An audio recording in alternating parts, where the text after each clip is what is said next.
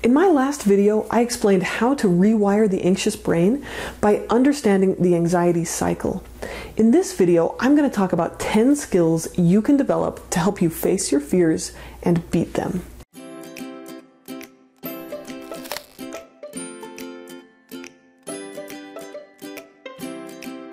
So here's the amazing thing about your brain. It's made to rewire itself all the time. This is called neuroplasticity.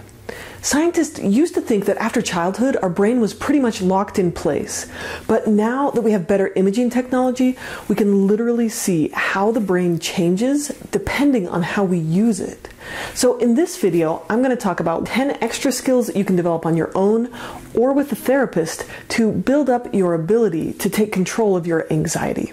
And if you'd like to learn more in-depth information about how to treat your anxiety, I've got a course on Udemy that I'm working on. It's called Rewiring the Anxious Brain. So you can also check out that link in the description. So, 10 tools to face your fears. Number 1, choose something that matters more. Remember why you want to do hard things. Maybe it's so you can spend time with the people you care about. Maybe it's so you can work toward your dreams and goals without letting fear control you. Write down why you want to beat anxiety, or even more importantly, why you're willing to experience anxiety if allowing yourself to feel it opens up all the good things in your life. Nietzsche said, "He who has a why can endure any how." Number 2, practice willingness. Anxiety is uncomfortable, but not dangerous. It's not fun, but it's not bad either. We can practice a non-judgmental attitude. This is basically changing your rules, where before you subconsciously said, "I can't handle feeling that way."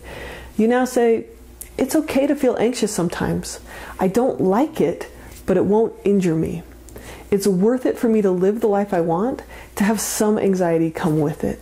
So this includes physical acceptance, learning to notice and allow your physical sensations to be there, and to just breathe into them, to make space for them. So there are some skills we can practice that help us increase our ability to sit with our anxiety while we face our fears. And you can actively learn and practice these 2 skills through meditation and mindfulness. So mindfulness helps you sit with your experience, your thoughts, emotions, and sensations without needing to escape or avoid them. It's a training program for distress tolerance. So just download a good meditation app like Headspace or Stop, Breathe, and Think, and do it for 10 minutes a day. The more you do it, the easier it gets.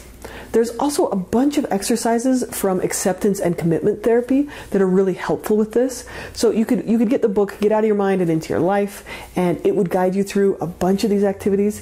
And I'm going to be including more videos on willingness on my YouTube channel in the future. So check those out. Now, in addition to willingness, which is this active acceptance of what you're experiencing in the present moment, you can also practice grounding activities and self-regulation activities. So these are bottom-up techniques to calm and soothe your body. And that's going to send messages to your brain that you're safe, and it'll create this cycle where your anxiety starts to decrease. So step 3, build emotional muscles. When you make facing your fears a normal part of your life, it suddenly gets easier and easier. Our brain is like a big muscle. The more you practice something, the smoother and thicker those neural pathways get.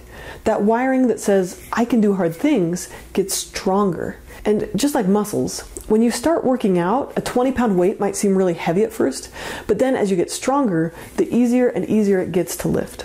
So have faith, it won't always be this hard. Number 4, let go of perfectionism.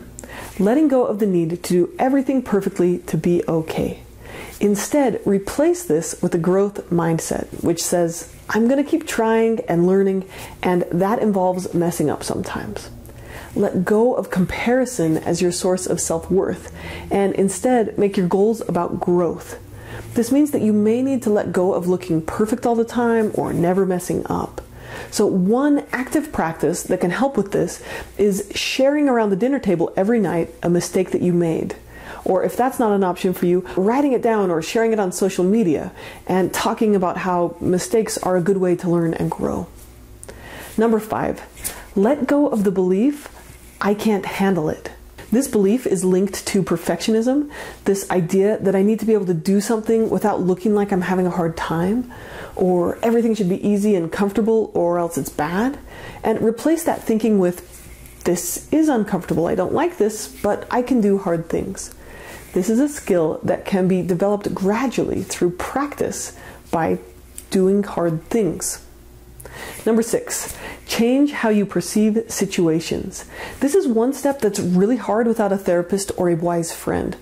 So this is intervening at the thought level. So with my dog example from the last video, when you think, this dog could kill me, you notice that thought and then you replace it with something like, most dogs are safe. That dog looks nice. My brother says that dogs are safe. Changing how we think can sometimes work in the moment of anxiety, but usually this works best as a big picture preventative approach and is less functional in the moment of fear. If you really want to work on this by yourself, do some research on cognitive distortions. I've made a couple videos on this, like catastrophizing, mental filtering, and black and white thinking. So you could check out those videos if you want to learn more. Number 7, do one small step every day. This is where having a detailed, written down exposure hierarchy is super helpful. Write down your fears and break them into teeny tiny little steps. Start with small fears, and when you have success sitting with them, you can gradually move on to bigger and bigger ones. Baby steps. Oh boy.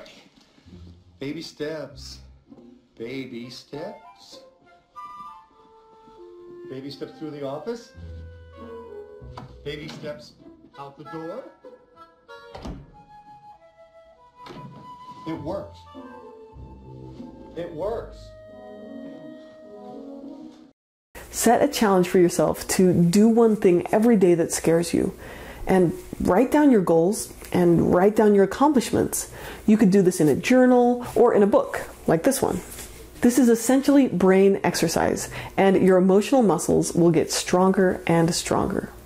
Skill number 8, stay with your fears until you calm down, or for a set amount of time. Never set the rule that I'll stay with this unless I get too anxious. This is asking your brain to make you anxious. You need to set an amount of time to sit with your fear, to allow yourself to be uncomfortable, but for a cause. And then, when you're going to do the activity, write down your anxiety as a number on a scale from 0 to 10. Stay with the activity, actively allowing yourself to be present and let yourself feel the emotions that will pass through you. The better you do at accepting and being present with these emotions, the more likely the anxiety will decrease. In general, the recommendation is to stay with an activity until your anxiety goes down by half. So if you started at a 6, stay in the dog park until you're at a 3. However, if you're practicing willingness, allowing yourself to feel what you're feeling, you can also set an amount of time to stay, like 30 minutes, and then give yourself credit for doing hard things. We can't force our anxiety to change right away, and trying to do so often backfires. But the one thing that always increases anxiety is saying, if I get too anxious, I'll leave. Number 9, get support. Not to avoid, but to help you face your fears. This may look like taking a friend with you to the dog park or working with a therapist to face your fears in session. It could be asking someone to hold you accountable or to hold your hand. Getting support can help you build up the ability to do things on your own. Number 10, be compassionate with yourself. Give yourself credit for every hard thing you do. Write them down. Tell someone about your wins, even if they're small or easy for other people. Practice patience and gentleness with yourself. Sometimes we think we can berate ourselves into change, like if we punish ourselves or talk hatefully towards ourselves, that will motivate us to change. But anxiety isn't about lack of caring, it's about being paralyzed by caring too much. Punishment, including self-punishment, will never work as a lasting form of self-motivation. So give yourself a little love, and you'll find a surprising amount of strength and energy in that compassion. If this is really hard for you, it's something that you can practice and develop as a skill. I'll include a link in the description to an activity that can help you practice self-compassion. You probably noticed that I never promise that all of your anxiety will go away. It won't, and it shouldn't. We have a normal level of clean anxiety, so that means anxiety that is healthy and helpful and a beneficial part of our life. This anxiety is functional, helping us stay safe and motivated to do things like study for tests and be safe around cliffs. But this process will help you get rid of the dirty anxiety, or the anxiety that we create through our own actions and distorted thinking. As you face your fears and you embrace your discomfort and learn to choose something that's more important to you, you'll find that anxiety no longer controls you. Not only will you have control over your life and your world will open up, but a huge amount of that anxiety will go away. You can rewire your own brain by interrupting the anxiety cycle and gradually facing your fears. Courage is not the absence of fear, it is the ability to act in the presence of fear.